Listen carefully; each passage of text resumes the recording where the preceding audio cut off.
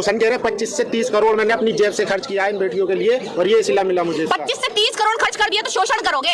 25 से 30 का 100 करोड़ भी खर्च कर दिया तो लड़की आपकी हो गई, आपकी मतलब जागीर हो गई वो। आप उसको रख लो, आप उसके साथ शोषण कर दो, आप उसका बलात्कार कर दो। मतलब 25-30 करोड़ खर्च करने वाला ये थोड़ी ना है कितने भी करोड़ खर्च करो, हमें उससे मतलब ही नहीं है। आपने उनका शोषण किया है। आपने प्लेयर्स, जितने भी प्लेयर्स हैं, अभी यही नहीं जो बड़े बड़े प्लेयर्स बैठे हैं, जितने भी बहुत बड़े बड़े प्लेयर्स या बहुत छोटे छोटे प्लेयर्स जो भी आते हैं, ये उनका शोषण करता है। इनकी पूरी टीम उसमें शामिल होती है, इनकी पूरी बीजेपी उसमें शामिल होती है। इनको पता होता है कि हमारी सरकार के लोग जो है, जो गंदे लोग हैं, वो क्या कर रहे हैं, पर चुप्पी बांधे होते हैं। क्यों? क्योंकि इनकी खुद की राजनीति पर सवाल उठ जाएंगे। अगर देखिए, अगर कुछ हो गया, अगर इनको सजा मिल गई, इन्होंने सजा दिलवा दी उसको, तो इनका बीजेपी का नाम बदनाम हो जाएगा ना। पर अभी चुनाव है 2024 में, बदनाम तो हो नहीं सकते, तो सजा तो दिलवा कर रहेंगे ही नहीं। सेना इनके समर्थन ब्रिजभूषण। अरे करनी सेना है क्या? करनी सेना की क्या औकात है? करनी सेना क्या है? मतलब सुशांत सिंह राजपूत हो गया या फिर कोई भी हिंदू ब्राह्मण इनका मर जाएगा, उसके लिए आकर खड़े हो जाएंगे। क्या है उसकी औकात? कुछ भी नहीं है। बजरंग दल जिसके नाम पर ये बजरंग बली करते फिर रहे हैं अभी कर्नाटक में, उनकी औकात क्या है? ये जो बिल में छुपे छुपे लोग थे, या इनको बाहर निकलने का मौका मिल गया है, अब इनको पता चल गया है कि भैया हम जरा सा हिंदू कर लेंगे तो हमें कुछ ना कुछ तो मिल ही जाएगा, 100-500 तो मिल ही जाएंगे। किसकी खाट खड़ी कर देंगे? खाट पे खड़े कर रहे थे पठान में, शाहरुख खान की भी देख लीजिए क्या हुआ, कैसा तमाशा पढ़ाएंगे मुंह पे। तो अगर ये खाट खड़ी करने वाली, चने बिकवाने वाली बात कर रहे हैं, तो इनको ये पता है कि हमारी औकात कुछ नहीं, और ऐसे बयानबाजी करते रहेंगे। बड़ी बयानबाजी। मैडम कहा जा रहा है कि आंदोलन जीवी हाईजैक कर लिया है, पहलवानों का गैंग आ गया। अच्छा, कौन सा गैंग है आप ये बताइए? बेचारे अलग अकेले बैठे हैं। अगर हाईजैक किया है किसी ने, कौन सा नेता है यहाँ पर जो अपनी राजनीति चमकाने आ रहा है? कोई भी नहीं आ रहा ना। बेटियों के लिए ही तो आ रहे हैं। अगर देश का राजनेता, देखिए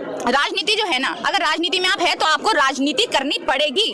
आप है ही उसमें। अगर आप राजनीति करेंगे, अगर मैं पीएचडी की स्टूडेंट हूं तो मुझे पढ़ना है ना, जिस सब्जेक्ट पे मैं काम कर रही हूं उस पे मुझे पढ़ना है, उस पर रिसर्च करना है। अगर आप राजनीति में है, यानी अगर मान लीजिए आम आदमी पार्टी है, मान लीजिए कांग्रेस है, अगर वो दिल्ली में बैठे हैं, अगर उनके लिए आगे हैं तो ये कहते हैं कि भैया कांग्रेस ने पैसे देकर भेजा है, आम आदमी पार्टी ने पैसे देकर भेजा है। मतलब किसके पास इतना टाइम रखा है कि किसी का प्रोटेस्ट हो रहा है उसमें पैसे दे के भेजते रहो? क्यों? क्योंकि ये लोग खुद ऐसे हैं। खुद जो है अपने जो सड़े हुए भक्त हैं, टुच्चे मुच्चे से भक्त, उनको 100 रुपए देकर जेब में भेजते हैं, उनको जरा सा खाना खिला देते हैं, वो भगवाधारी झंडा लहरा देते हैं, तो सोचते हैं कि सारी पार्टीज यही काम करती है। पर पार्टी जो होती है वो काम पर काम करती है, जो उनके मुद्दे हैं उस पर काम करती है। ये नहीं कि हाँ भाई भगवाधारी झंडा लहरा दिया, किसी के राम मंदिर के ऊपर बात कर दी, बजरंग बली के ऊपर बात कर दी तो काम हो गया। देश की बेटियों के ऊपर भी काम करना पड़ेगा। मैडम पॉस्को एक्ट लगने के बाद भी गिरफ्तारी नहीं हुई, क्या लगता है ब्रिजभूषण कानून से भी ऊपर है? बिल्कुल है। अगर आप बीजेपी में हैं तो आप कानून, आप मीडिया, आप सबसे ऊपर हैं, आप भगवान हैं। देखिए उन्होंने कहा ना कि भैया हम तो भगवान का रूप हैं, ये कहते हैं लोग हम तो भगवान का रूप है। इन्होंने राम को बनाना, ये राम को लेकर आए हैं। मतलब अगर ये लोग राम को लेकर आए हैं, इनके वजह से हमें पता चला है कि राम आखिर है ही कौन। हमें तो पता ही नहीं राम है कौन, इनके वजह से पता चला है कि हमें राम है कौन। इन्होंने राम मंदिर बना दिया तो हमें पता चल गया कि भैया राम भी कोई थे, हमें तो पता ही नहीं था आज तक। मतलब ये लोग जब ये कह रहे हैं कि भैया हम तो भगवान है, तो ये सबसे ऊपर हैं, बिल्कुल ऊपर है। आप देखिए अगर इनके खिलाफ पता भी चल जाए, इनके खिलाफ सारे सबूत में मिल जाए, तब भी कोई सजा नहीं होगी। क्यों? क्योंकि ये बीजेपी से आते हैं, बीजेपी जैसी गंदी पार्टी में है। बहुत सारे नेता हैं इनके जो हमने देखा है बीजेपी के रेप के मुकदमे में खुले घूम रहे हैं, उनको कोई वो नहीं। महासभा हो रही है, इनके कह रहे हैं कि हम जंतर मंतर बाबा जी का बुलडोजर लेके आएंगे। बुलडोजर से मारेंगे क्या?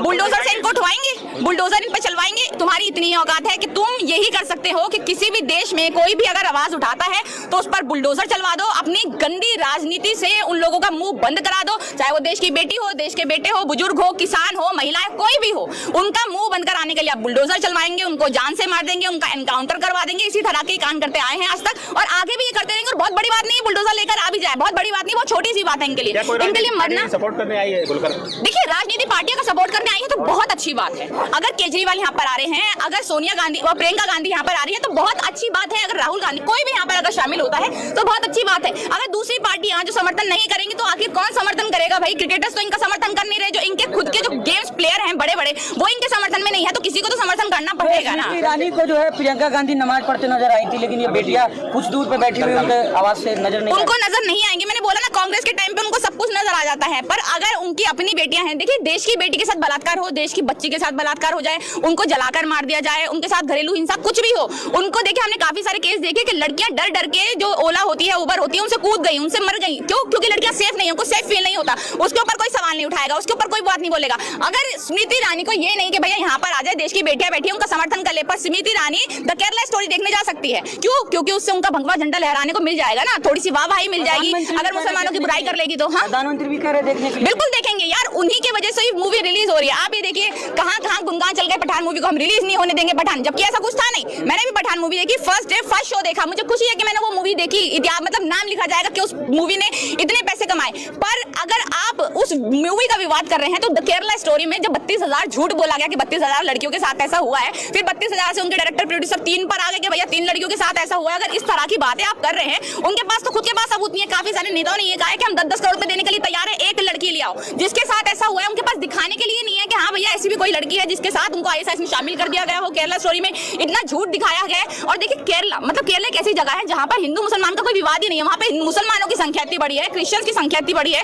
वहां पर आखिर आप हिंदू हिंदू कर क्या साबित करना चाहते हैं? वहां तो हिंदू है भी नहीं, वहां तो मुस्लिम है, मुस्लिम की बहुत बड़ी आबादी है, वहां पर क्रिश्चियंस रहते हैं। वहां पर आप देखिए मेरे मम्मी पापा थोड़े टाइम पहले ही केरला गए थे और उन्होंने बताया कि वहां का माहौल इतना अच्छा है, इतना बेहतरीन है।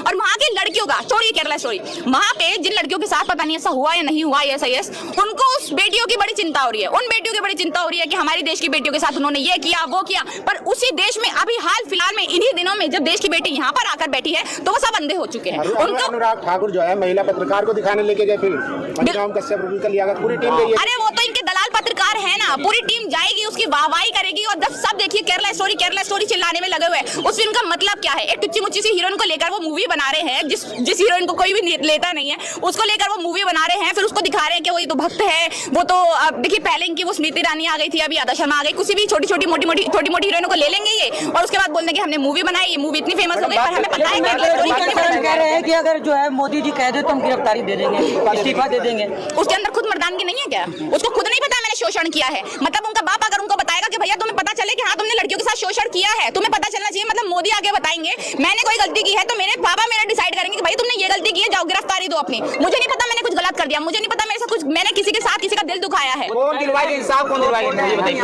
देखिए इंसाफ जिसको भी, इंसाफ क्या है, कैसे मिलेगा? इंसाफ मिलने का एक ही तरीका है कि जो ये गंदे लोग हैं थोड़े से अपने अंदर, अगर इनके देश में मतलब देश की बेटियों को ही नहीं, अगर अपनी ही बेटियां हैं जिनको अपनी बेटियों को, जैसे स्मृति ईरानी की हम बात करें, अपनी बेटी पर जब बात आई थी वो सबसे आगे उछलने आ गई थी। अगर इनके मैं देखिए बोलूंगी भी ना, क्योंकि नकारा लोग हैं, इनके खुद की फैमिलीज नहीं है, इनके खुद के बच्चे नहीं होते, इनके खुद की शादियां नहीं होती, खुद अपनी बीवियों को छोड़कर भागे हुए लोग हैं ये। अगर इस तरह के लोग हमारी राजनीति में बैठेंगे तो वो देश की बेटियों के बारे में कैसे सोच सकते हैं? तो मुझे नहीं लगता कि देश की बेटियों के बारे में सोचेंगे। वो उनके परिवार का हिस्सा है, वो परिवार का हिस्सा है तो उनकी भांजी थी, उसका बटुआ चोरी हो गया था, बटुआ चोरी हो गया तो सारी पुलिस लगा दी थी उसके लिए। एक रात में वो कुछ घंटों में बटुआ ढूंढ कर ले आए थे उस लड़की का जिसका चोरी हुआ।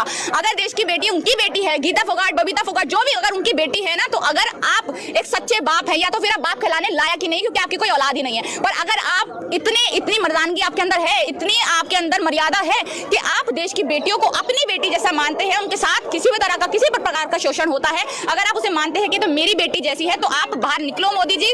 आप उनके खिलाफ जो है, जो भी ये सब कर रहे हैं उनके खिलाफ कोई एक्शन लो, तभी आप देश के प्रधानमंत्री कहलाओगे। और अगर आप देश के प्रधानमंत्री नहीं कहला सकते, आपके अंदर इतना मतलब इतनी हिम्मत ही नहीं है कि अपने एक बीजेपी के नेता को, जिसका नाम भी पहले शायद किसी ने नहीं सुना था, अगर आप उसको सजा भी नहीं दिलवा सकते तो छोड़ दीजिए गद्दी, जाइए अपना झोला उठाइए और भाग जाइए।